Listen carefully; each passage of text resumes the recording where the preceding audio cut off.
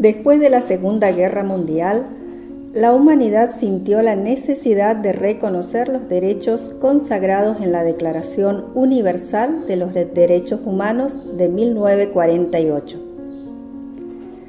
Respecto de los derechos económicos, sociales y culturales, a la par de los derechos civiles y políticos, la decisión de Naciones Unidas no fue la de crear un instrumento vinculante que pudiera contener la totalidad de los derechos humanos, debido a la fuerte influencia de las tensiones políticas e ideológicas de la Guerra Fría.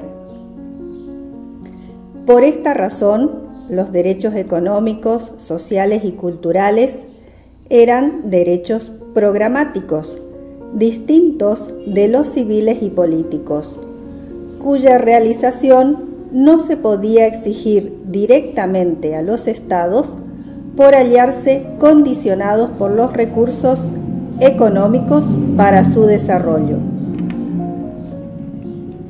En la actualidad esta distinción ha sido superada y se reconoce la interdependencia de todos los derechos humanos.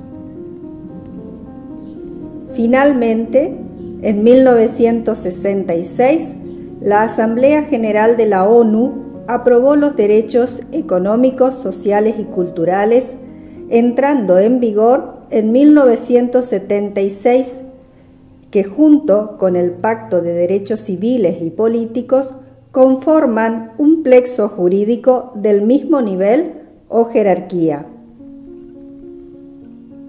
En cuanto a la estructura del Pacto de Derechos Económicos, Sociales y Culturales, se compone de un preámbulo que proclama el ideal de que los derechos humanos solo podrán alcanzarse creando condiciones que permitan a cada persona gozar plenamente de sus derechos.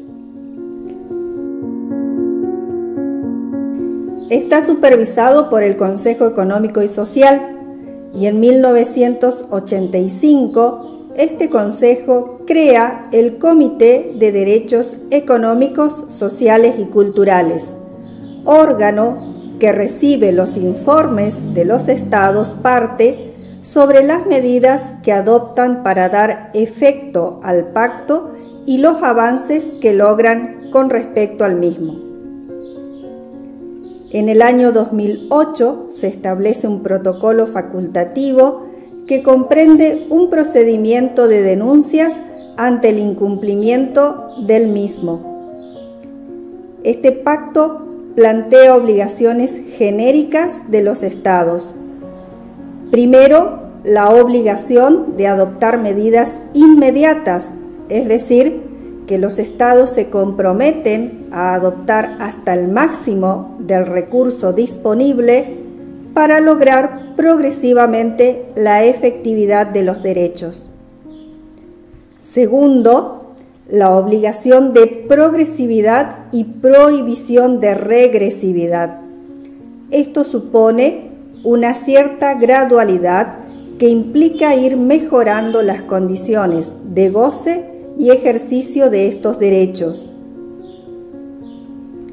Abarca una amplia gama de derechos, como por ejemplo el derecho a la salud en todas sus expresiones, el derecho a la educación gratuita en todos sus niveles, incluso el nivel de educación superior, el derecho al sindicalismo y al logro de condiciones de trabajo equitativas y decentes, el derecho a la seguridad social que cubra las necesidades en todas las edades de la persona, derecho a la protección de la familia, el derecho a condiciones de vida adecuada, el derecho a la cultura y el derecho al medio ambiente saludable.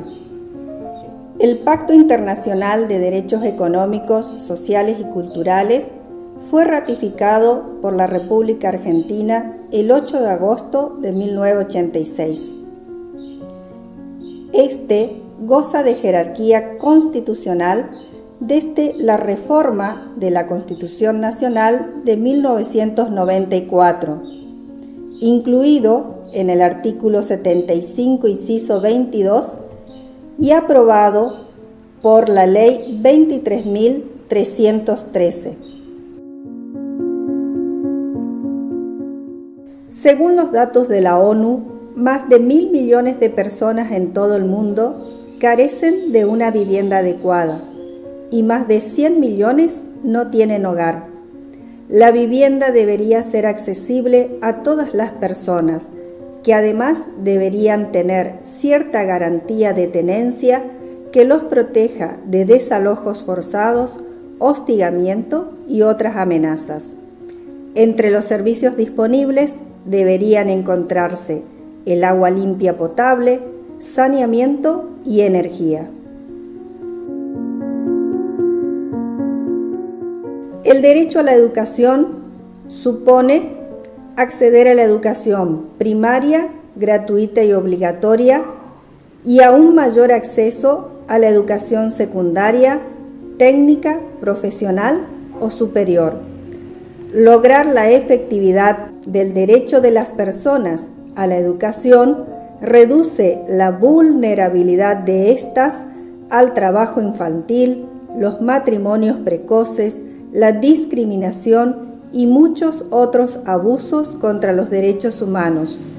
También incrementa las oportunidades de alcanzar el disfrute de otros derechos humanos, incluidos el derecho a la salud, el derecho a participar en asuntos públicos. El derecho a la salud es el derecho al más alto nivel posible de salud física y mental, teniendo en cuenta la configuración genética del individuo y la elección de su estilo de vida, así como el grado de conocimiento científico y los recursos de que dispone el Estado. El derecho a la sindicalización y al trabajo va más allá del derecho a tener un puesto de trabajo. Implica la obligación de garantizar el pleno empleo. Abarca al menos el acceso a un trabajo sin discriminación, la libertad de elección del empleo y una estructura de apoyo que facilite el acceso al trabajo, incluida una formación profesional adecuada.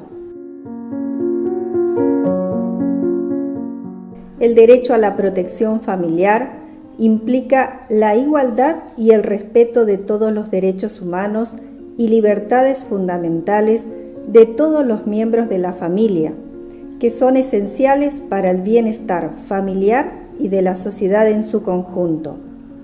Esto significa reconocer la centralidad de los derechos humanos de los individuos dentro de los contextos familiares y condenar y actuar efectivamente sobre los abusos de los derechos humanos que tienen lugar en dichos contextos. El derecho a la seguridad social es la protección que una sociedad proporciona a los individuos y los hogares para asegurar el acceso a la asistencia médica y garantizar la seguridad del ingreso, en particular en caso de vejez, desempleo, enfermedad, invalidez, accidentes de trabajo, maternidad o pérdida del sostén de familia.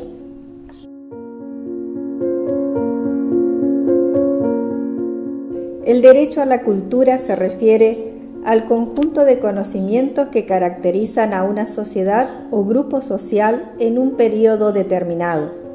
El término cultura incluye, además, modos de vida, creencias, tradiciones, usos, costumbres, sistema de valores, educación, conocimientos, técnicas y leyes.